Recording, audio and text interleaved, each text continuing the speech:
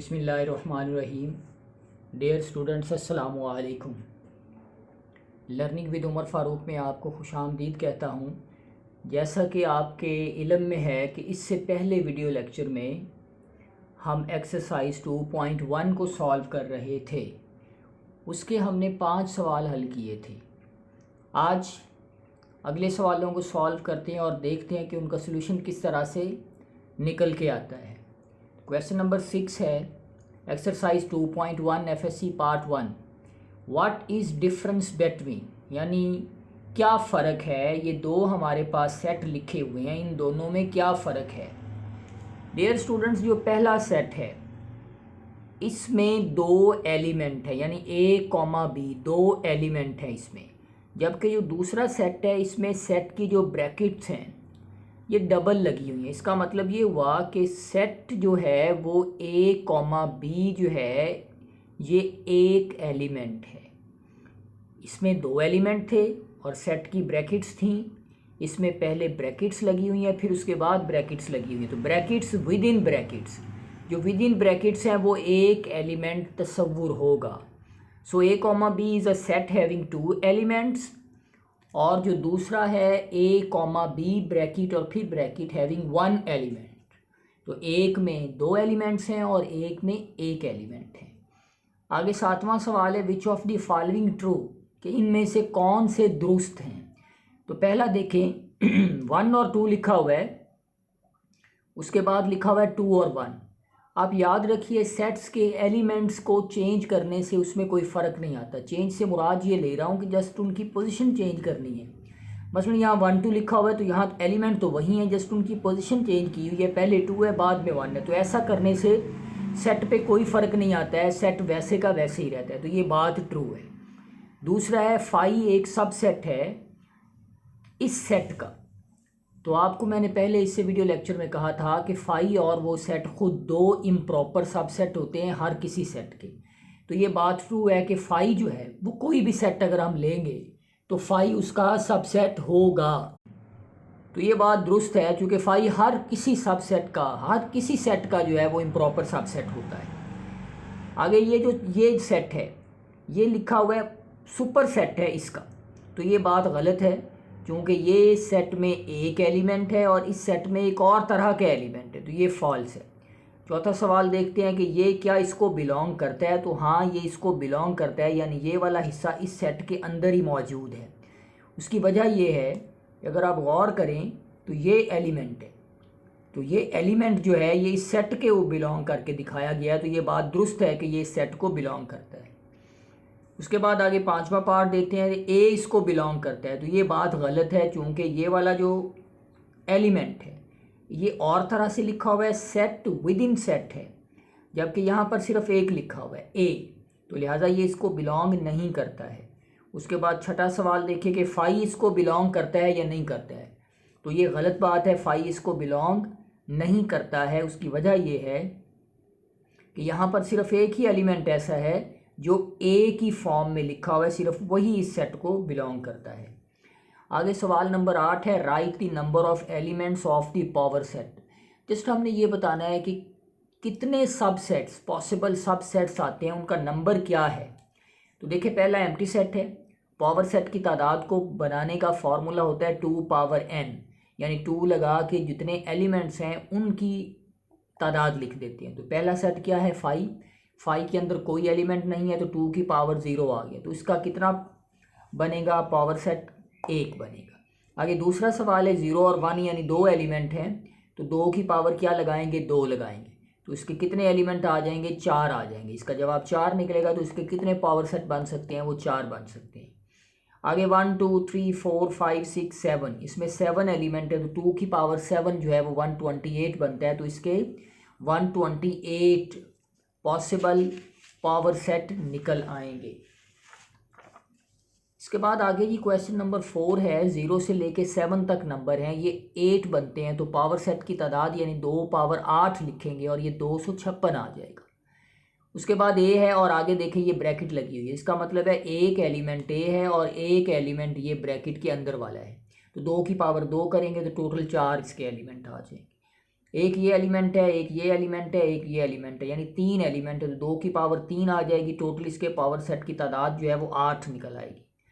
आगे सवाल नंबर 9 में उसने हमें कहा है कि आप पावर सेट को लिखें, यानी पावर सेट लिख के बताएं कि कितने आते हैं। तो देखें, पहला सवाल है 9 और 11, इसमें 2 एलिमेंट्स थे। तो फॉर्मूला क्या होता है पावर सेट का? 2 की पावर, जितने सेट के अंदर नंबर होते हैं वो लिख देते हैं। तो सेट के अंदर 2 नंबर हैं, लिहाजा 2 की पावर 2 लिख देंगे, तो टोटल जवाब 4 आएगा। तो आप देखते हैं कि इसके 4 किस तरह से सबसेट बनते हैं। तो देखिए, हर किसी सेट में पहले नंबर पे 5 तो हमने लिखना ही लिखना है, यानी खाली सेट तो लिखना ही लिखना है। उसके बाद बनाने का तरीका क्या है कि पहले 9 लिख लें आप, फिर 11 लिख लें, फिर उसके बाद एक ही पॉसिबिलिटी बनती है कि ये आप 9 और 11 का पूरा सेट लिख दें। तो टोटल चूँकि हमने कहा था 4 बनते हैं, 2 इम्प्रॉपर होते हैं। हर किसी सेट के अंदर 2 इम्प्रॉपर सबसेट होते हैं, एक खाली सेट और एक वो खुद सेट, और बाकी 2 प्रॉपर सबसेट्स होते हैं। तो टोटल तादाद 4 आ जाएगी। आगे ये ऑपरेटर्स हैं, बेसिक ऑपरेटर्स हैं, प्लस है, माइनस है, मल्टीप्लिकेशन है, डिवीजन है। ये टोटल 4 हैं। 2 की पावर 4 करेंगे तो 16 आ जाएगा। अब ये किस तरह से 16 इसके बनेंगे? देखिए, सबसे पहले 5 हर किसी के हिस्सा आना ही आना है। उसके बाद ये प्लस वाला एक, फिर माइनस वाला एक, फिर मल्टीप्लिकेशन वाला, फिर डिवीजन वाला, तो ये बन गए। उसके बाद प्लस को इससे मिला दिया, फिर माइनस को इसके साथ मिला दिया, फिर माइनस को इसके साथ मिला दिया, फिर प्लस को इसके साथ मिला दिया, तो ये प्लस माइनस आ गया, फिर माइनस मल्टीप्लिकेशन आ गया, फिर माइनस डिवीजन आ गया। 2 का पूरा करने के बाद फिर 3 लिख देते हैं, plus minus multiplication, minus multiplication division, plus minus and division, plus multiplication and division. ये 3 का भी पूरा हो गया। उसके बाद लास्ट पे बनता है 4 का, तो 4 का ये खुद ही आ जाएगा। तो 1 2 3 4 5 6 7 8 9 10 11 12 13 14 15 और 16 इसके पूरे हो गए। उसके बाद अगला तीसरा सवाल है कि 5 के कितने आएंगे, क्योंकि सेट के अंदर एक एलिमेंट है। तो 2 पावर 1 2 आ जाएगा, यानी एक तो 5 आएगा और दूसरा ये सेट जो है वो खुद आएगा। याद रखें कि ये खाली सेट है को डिनोट कर रहा है और ये सेट के अंदर एलिमेंट को जाहिर कर रहा है, यानी कि ये सेट का एक एलिमेंट है, तो इसलिए इसके 2 आ जाएंगे हमारे पास पावर सेट। उसके बाद क्वेश्चन नंबर 10 है इक्वल या इक्विवेलेंट, यानी हमने ये बताना है कि सेट इक्वल हैं या इक्विवेलेंट है। तो ये मैंने आपको बताया था पिछले वीडियो लेक्चर में कि इक्वल होने से मुराद ये होता है कि 2 सेट उस वक्त इक्वल होते हैं जब उन 2 सेट्स के अंदर एलिमेंट भी एक जैसे हों और उनकी तादाद भी एक जितनी हो। मिसाल के तौर पे एक सेट में एलिमेंट है 1 और 2 और दूसरा जो सेट है उसमें भी एलिमेंट कितने हों, 1 और 2 हों। यानी इक्वल उस वक्त होते हैं जब सेट्स के अंदर नंबर भी एक जैसे हों और उन नंबरों की तादाद भी एक जितनी हो। जबकि इक्विवेलेंट से मुराद ये होता है कि जस्ट सेट्स के अंदर नंबरों की तादाद बराबर होनी चाहिए। मिसाल के तौर पे ABC, इसमें टोटल नंबरों की तादाद है 3, 1 2 3, इसमें भी टोटल नंबरों की तादाद है 3, तो ये इसमें भी 3 तादाद है नंबरों की, यानी इसमें भी 3 नंबर हैं और इसमें भी 3 नंबर हैं, लिहाजा ये आपस में इक्विवेलेंट आ जाएंगे। उसके बाद आगे देखिए 1 2 3 4 2 4 6 8 एंड सो ऑन, यानी ये भी इन्फिनिट सेट है और ये भी इन्फिनिट सेट है और दोनों में नंबरों की तादाद काउंट नहीं की जा सकती है और नंबर जो है वो डिफरेंट है, बट दोनों की तादाद काउंट नहीं की जा सकती है, तो ये इक्विवेलेंट कहलाएंगे। ये 1 से लेके 100 तक है, ये 55 56 एंड सो ऑन। ये एक फाइनाइट सेट है, ये एक इन्फिनिट सेट है, तो ना तो ये इक्विवेलेंट है और ना ही ये इक्वल है, यानी इसकी नेचर 100 तक जाती है और इसकी नेचर तो बहुत आगे तक जाती है। ये काउंटेड है और ये नॉन काउंटेड है, इसको काउंट नहीं किया जा सकता, इन्फिनिट सेट है, एक फाइनाइट है एक इन्फिनिट है, तो ये इक्विवेलेंट भी नहीं है और इक्वल भी नहीं है। अब इक्वल की एक मिसाल हम ले लेते हैं कि इक्वल क्या होता है। फ़र्ज़ करते हैं हमारे पास एक सेट है 1 2 3 और हमारे पास एक B सेट है, वो भी है 1 2 और 3।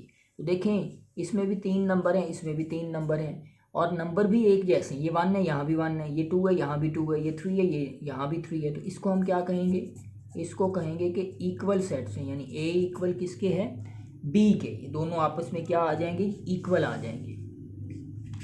इसके बाद आगे कुछ बुनियादी डेफिनेशंस को देखते हैं जो बड़ी ज़रूरी है। नंबर 1 पे है डिसजॉइंट सेट्स, डिसजॉइंट सेट्स से मुराद वो सेट्स होते हैं जिनकी इंटरसेक्शन करने से उनके अंदर कोई एलिमेंट कॉमन मौजूद ना हो। यानी अगर हमारे पास दो सेट हैं, उन दोनों का हम इंटरसेक्शन लेते हैं, इंटरसेक्शन हम जानते हैं कि इंटरसेक्शन के अंदर कॉमन एलिमेंट लिखते हैं कि सेट्स के अंदर कौन से एलिमेंट कॉमन है वो लिख देते हैं। तो अगर दो सेट्स के दरमियान कोई भी एलिमेंट कॉमन ना हो, एक जैसा ना हो, तो उन सेट्स को कहते हैं कि वो डिसजॉइंट्स हैं, यानी वो दोनों अलग अलग हैं, दोनों दूर दूर फॉल करते हैं। If intersection of two sets is the empty set, यानी अगर इंटरसेक्शन करते हैं कोई से भी दो सेट्स की और उनके अंदर कोई भी एलिमेंट कॉमन नहीं आता, तो उन सेट्स को हम क्या कहते हैं? डिसजॉइंट कहते हैं। दोनों अलग अलग होंगे तो इनकी शेप इस तरह से बनती है कि एक ये जो S1 है ये यहाँ होगा और जो S2 है वो दूर होगा, यानी इन दोनों में कोई चीज़ कॉमन नहीं होगी। तो फ़र्ज़ करते हैं हमारे पास जो S1 है 1 3 5 एंड सो ऑन है, S2 है 2 4 6 एंड सो ऑन है। तो इसमें ऑड नंबर्स हैं और इसमें इवन नंबर है, दोनों में कोई चीज़ कॉमन नहीं है। तो इसका मतलब है ये क्या आ जाएगा? एम्प्टी सेट या नल सेट आ जाएगा। तो इसे हम क्या कहेंगे? S1 और S2 क्या है? वो दोनों डिसजॉइंट है। उसके बाद है जी ओवरलैपिंग सेट। ओवरलैपिंग सेट से मुराद ये होता है कि अगर हम कौन से भी दो सेट हमें दिए हुए हैं, उनका अगर हम इंटरसेक्शन करते हैं और उनके अंदर कोई कॉमन चीज़ मौजूद है, उनमें कोई कॉमन चीज़ आ जाती है, उसे हम कहते हैं कि वो ओवरलैपिंग सेट्स हैं। If the intersection of two sets is non empty, यानी अगर दो सेट्स की इंटरसेक्शन लेते हैं तो उनमें कोई ना कोई नंबर आ जाता है कॉमन, तो इस सूरत में उन दो सेट्स को कहेंगे कि वो ओवरलैप करते हैं। यानी ओवरलैपिंग से मुराद ये है कि जो नंबर सेट 1 में आता है वही नंबर सेट 2 में भी आते हैं, तो इसी वजह से उनको ओवरलैप करते हैं। ओवरलैप की सूरत में जो सेट्स हैं वो इस तरह से हो जाते हैं क्योंकि उनकी इंटरसेक्शन में कोई नंबर आता है यहाँ पर, तो ये इंटरसेक्शन आ जाती है। तो इंटरसेक्शन में कोई ना कोई नंबर मौजूद होता है, तो इसीलिए इसे कहते हैं ओवरलैप कर जाते हैं। अब मिसाल के तौर पे 1 2 3 4 एक सेट है, एक 3 4 5 6 7 सेट है। इन दोनों का जब इंटरसेक्शन करेंगे तो 3 और 4 एक ऐसा नंबर, दो नंबर ऐसे हैं जो A में भी पाए जाते हैं और B में भी पाए जाते हैं, तो कॉमन आ जाते हैं इन दोनों में, लिहाजा इसे हम क्या कहेंगे? ओवरलैपिंग कहेंगे। आगे देखिए जी, कॉम्प्लीमेंट ऑफ अ सेट के कॉम्प्लीमेंट से क्या मुराद होती है? एक चीज़ याद रखें, कॉम्प्लीमेंट हमेशा with respect to universal set आता है, और दूसरा जो कॉम्प्लीमेंट है, जिस सेट का हम कॉम्प्लीमेंट लेना चाहते हैं, कॉम्प्लीमेंट उस सेट में नहीं फॉल करता, कॉम्प्लीमेंट उस सेट से बाहर चला जाता है। इट इज़ डिनोटेड बाय ए के ऊपर डैश लगा दें या ए के ऊपर बार लगा दें या ए के ऊपर सी लगा दें, तो ये कॉम्प्लीमेंट को जाहिर करेगा। ये किसके रिलेटिव होता है? टू दी यूनिवर्सल सेट, यानी कॉम्प्लीमेंट हमेशा उस वक्त आएगा जब आपके पास यूनिवर्सल सेट मौजूद होगा, यू सेट दिया हुआ होगा। Is the set of all elements of U which do not belong to A, यानी अगर किसी का अगर हम कॉम्प्लीमेंट लेना चाहते हैं, फ़र्ज़ करें आप ए का कॉम्प्लीमेंट लेना चाहते हैं, ये ए है, ए का कॉम्प्लीमेंट अगर आप लेना चाहते हैं तो इसको लिखेंगे u माइनस ए। इसी तरह अगर आप b का कॉम्प्लीमेंट लेना चाहते हैं तो लिखेंगे u माइनस बी। यानी b का कॉम्प्लीमेंट से मुराद ये है कि जो b वाला सेट होगा उसके अंदर जो कॉम्प्लीमेंट है वो b के एलिमेंट के अलावा u के एलिमेंट होंगे। ये मैट्रिक में छोटी क्लासों में आपने कॉम्प्लीमेंट इसका निकाला हुआ है। तो आज के इस वीडियो लेक्चर में हमने एक्सरसाइज 2.1 के जो बाकी सवालात थे उनको देखा, और जो कुछ डेफिनेशन थी बुनियादी जो पिछली भी क्लासेस में आपने पढ़ी हैं उनको हमने देखा। नेक्स्ट वीडियो लेक्चर में हम अगले टॉपिक के ऊपर बात करेंगे। Thank you very much.